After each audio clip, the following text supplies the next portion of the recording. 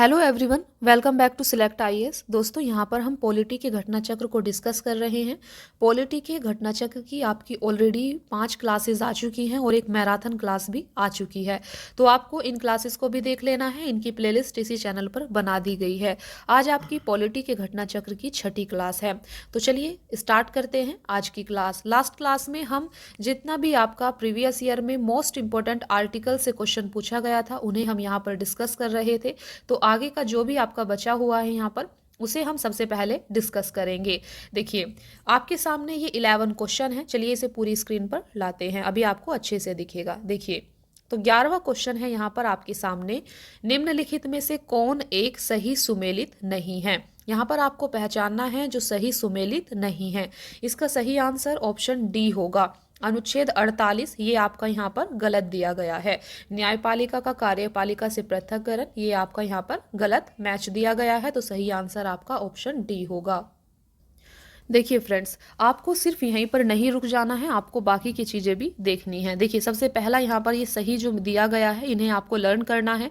Article 39A अनुच्छेद 39A में क्या दिया गया है, इसमें समान न्याय एवं निःशुल्क विधिक सहायता का प्रावधान किया गया है। अनुच्छेद 40 में ग्राम पंचायतों का संगठन दिया गया है और अनुच्छेद 44 में समान नागरिक संहिता का प्रावधान किया गया है। इन्हें आपको याद कर लेना है। चलिए देखते हैं आर्टिकल 48 में क्या दिया गया है। देखिए, यहाँ पर इसको आप अच्छे से समझ पाएंगे। भारतीय संविधान में नीति निदेशक तत्वों के तहत समान न्याय और निःशुल्क विधिक सहायता अनुच्छेद 39A में, ग्राम पंचायतों का संगठन अनुच्छेद 40 में तथा समान नागरिक संहिता अनुच्छेद 44 में वर्णित है। जबकि कार्यपालिका से न्यायपालिका का पृथक्करण अनुच्छेद 48 में नहीं बल्कि अनुच्छेद 50 में उल्लिखित है। तो आपको इसे याद कर लेना है कि कार्यपालिका से न्यायपालिका का पृथक्करण अनुच्छेद 50 में उल्लिखित है। इसके अलावा अनुच्छेद 48 कृषि एवं पशुपालन के संगठन से संबंधित है। 12वां क्वेश्चन है आपके सामने, दो सूची यहाँ पर आपको दी गई हैं। एक तरफ संविधान के अनुच्छेद है और दूसरी तरफ विषय दिए गए हैं। तो देखिए, अनुच्छेद 124, अनुच्छेद 5, अनुच्छेद 352, अनुच्छेद 245, आपको इनका मिलान करना है। तो फ्रेंड्स, सही आंसर यहाँ पर आपका ऑप्शन ए हो जाएगा। चलिए इन्हें डायरेक्टली याद करते हैं। देखिए, एक बार दिखाते हैं। यहाँ पर आप देख सकते हैं, अनुच्छेद 124 आपका संघीय न्यायपालिका से जुड़ा हुआ है और अनुच्छेद 5 आपका नागरिकता से जुड़ा हुआ है। अनुच्छेद 352 इमरजेंसी प्रोविजन आकस्मिक प्रावधान से जुड़ा हुआ है और अनुच्छेद 245 आपका विधायी शक्तियों का वितरण से रिलेटेड है। यहाँ पर आपका डायरेक्टली सामने ही दे दिए गए हैं, तो आप यहाँ पर देख सकते हैं। आपको इन्हें अच्छे से याद कर लेना है। चलिए देखते हैं नेक्स्ट क्वेश्चन। 13 क्वेश्चन है यहाँ पर आपका, अनुच्छेद 14, अनुच्छेद 36, अनुच्छेद 74, अनुच्छेद 368। आपको बताना है कि इन सब आर्टिकल्स में किस चीज़ का प्रावधान किया गया है।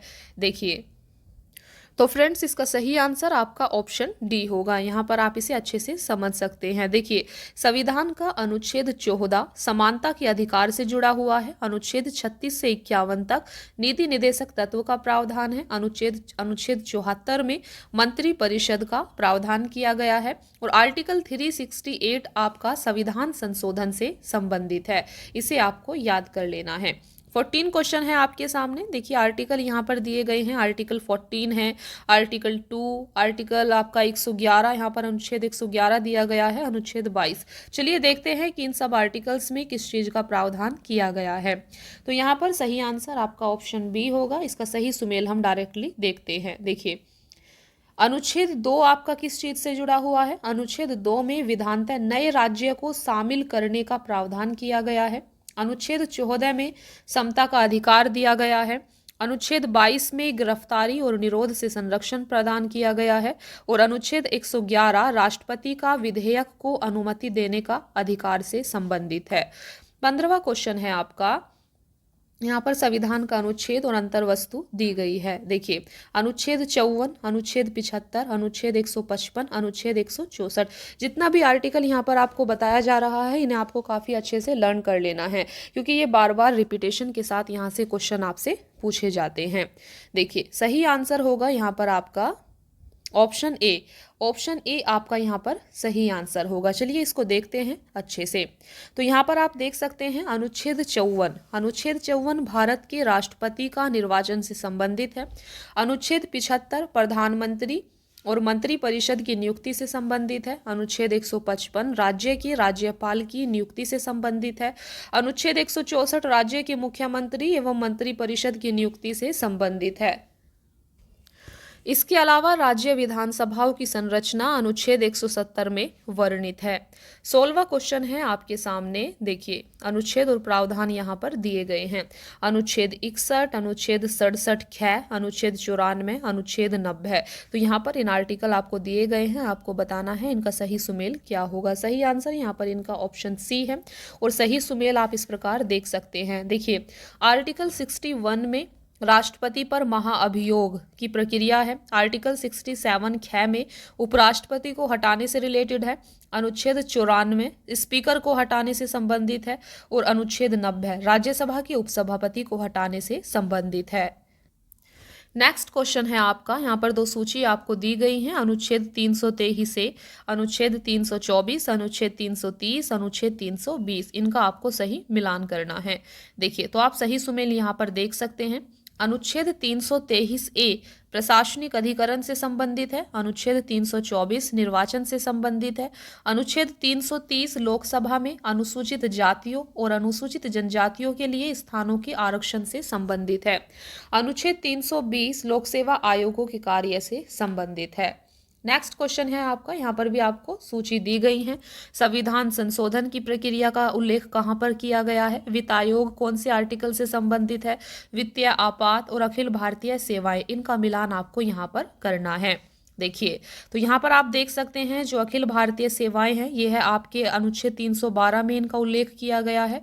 इसके अलावा आर्टिकल देखिए जो वित्तीय आपात की घोषणा है यह है आपके अनुच्छेद 360 के तहत की जाती है। वित्त आयोग आपका अनुच्छेद 280 में है और संवैधानिक संशोधन यह आपका अनुच्छेद 368 के तहत किया जाता है। तो इस प्रकार से यहाँ पर आप देख सकते हैं इसका सही आंसर ऑप्शन बी होगा। चलिए इसको हम डायरेक्टली भी देखते हैं। देखिए यहाँ पर आप देख सकते हैं संवैधानिक संशोधन अनुच्छेद 368 के तहत किया जाता है। वित्त आयोग अनुच्छेद 280 में है।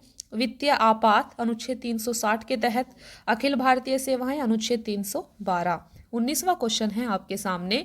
देखिए यहाँ पर संस्थान और आर्टिकल यहाँ पर आपको दिए गए हैं। भारत का नियंत्रक एवं महालेखा परीक्षक का वर्णन कहाँ पर है? वित्त आयोग कहाँ पर है? प्रशासनिक अधिकरण, संघ लोक सेवा आयोग। देखिए चलिए इन्हें देखते हैं कहाँ पर क्या होगा। आपका फाइनेंस कमीशन आप सभी को पता है कि अनुच्छेद 280 में इनका प्रावधान किया गया है। संघ लोक सेवा आयोग आपका अनुच्छेद 315 से मिलेगा। प्रशासनिक अधिकरण अनुच्छेद 323 ए से मिलेगा। इसके अलावा भारत का नियंत्रक एवं महालेखा परीक्षक यह आपका अनुच्छेद 148 से मिलान होगा। तो यहाँ पर आप देख सकते हैं सही आंसर आपका ऑप्शन ए होगा और सही सुमेल भी यहाँ पर दिया गया है। चलिए देखते हैं भारत का नियंत्रक एवं महालेखक परीक्षक आपका कौन से आर्टिकल से संबंधित है? यह आपका अनुच्छेद 148 से संबंधित है। वित्त आयोग आपका अनुच्छेद 280 से संबंधित है। प्रशासनिक अधिकरण अनुच्छेद 323 ए से संबंधित है। संघ लोक सेवा आयोग अनुच्छेद 315 से संबंधित है। 20वां क्वेश्चन है आपके सामने निम्नलिखित, देखिए ये क्वेश्चन यहाँ पर डिलीट है। चलिए नेक्स्ट क्वेश्चन देखते हैं। नेक्स्ट क्वेश्चन है आपका अनुच्छेद 17, अनुच्छेद 78, अनुच्छेद 192, अनुच्छेद 352। तो इन्हें आपको क्या करना है? आपको बताना है कि निम्न में से किसका सुमेल सही है। सही आंसर ऑप्शन डी है।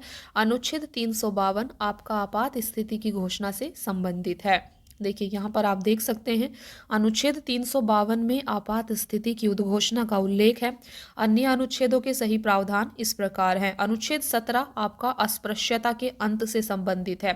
अनुच्छेद 78 78 यह राष्ट्रपति को जानकारी देने के संबंध में प्रधानमंत्री के कर्तव्य से संबंधित है। अनुच्छेद 192 राज्य विधानमंडल के सदस्यों की निर्भरताओं से संबंधित प्रश्नों पर विनिश्चय से संबंधित है। नेक्स्ट है आपका, यहाँ पर दो सूची आपको दी गई हैं, एक तरफ आर्टिकल और दूसरी तरफ प्रावधान है। देखिए आप देख सकते हैं आर्टिकल 215, 222, 226, 227। चलिए देखते हैं इनका सही मिलान क्या होगा। देखिए यहाँ पर आप देख सकते हैं सही आंसर इसका ऑप्शन ए है। अनुच्छेद 215 यह आपका उच्च न्यायालयों का अभिलेख न्यायालय होना सिद्ध करता है।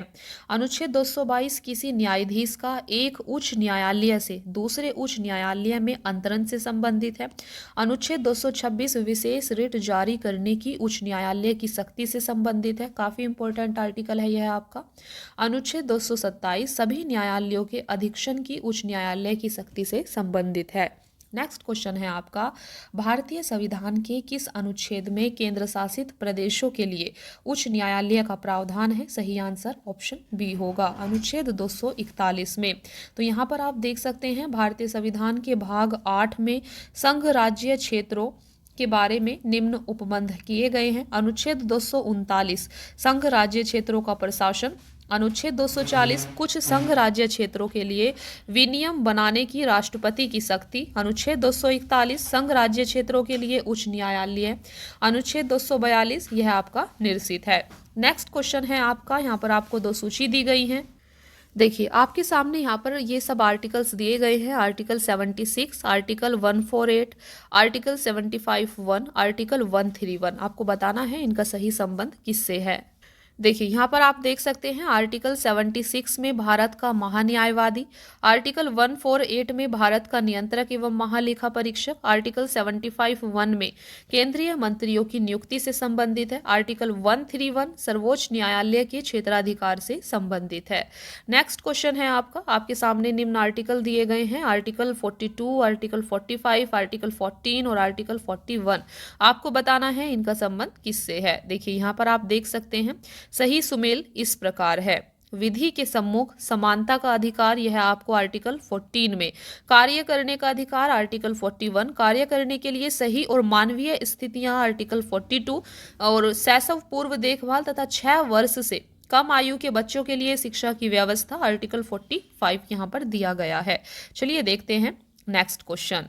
देखिए यहाँ पर आप देख सकते हैं नेक्स्ट क्वेश्चन है आपका, कौन सा सही सुमेलित नहीं है? सही आंसर है ऑप्शन सी। तो यह है आपका सही सुमेलित नहीं है। बाकी आपका यहाँ पर काफी इंपॉर्टेंट है और सभी सही दिए गए हैं। तो आपको इन्हें याद करना है कि आर्टिकल अनुच्छेद 371 कै यह आपका नागालैंड से संबंधित है, 371 ख यह असम से संबंधित है और 371 घ यहाँ पर यह आपका आंध्र प्रदेश से संबंधित है।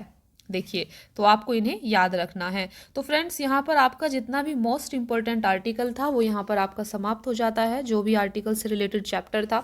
तो यहाँ पर हमने सभी को काफ़ी अच्छे से डिस्कस कर लिया है। अभी तक आपको सब कुछ याद भी हो गया होगा। तो पॉलिटी के घटना चक्र की काफ़ी सारी आपकी 5 to 6 क्लासेस अभी तक आ चुकी हैं। मैराथन क्लास भी आ चुकी है। अगर आप मैराथन क्लास को देख लेते हैं तो आपका अभी तक का जितना भी हमने क्लासेस ली हैं वो आपका सभी कंप्लीट हो जाएगा। और इसकी प्लेलिस्ट इसी चैनल पर बना दी गई है, तो आप प्लेलिस्ट को ज़रूर देखें। पॉलिटी के घटना चक्र के अलावा हम ज्योग्राफी और साइंस के घटना चक्र को भी डिस्कस कर रहे हैं और इनकी भी प्लेलिस्ट बना दी गई है, तो आप इन्हें भी ज़रूर देखें। चलिए फिर आज की क्लास में इतना ही, मिलते हैं फिर नेक्स्ट क्लास में। Thank you so much friends for watching the class. Keep watching, please like share and subscribe. Thank you.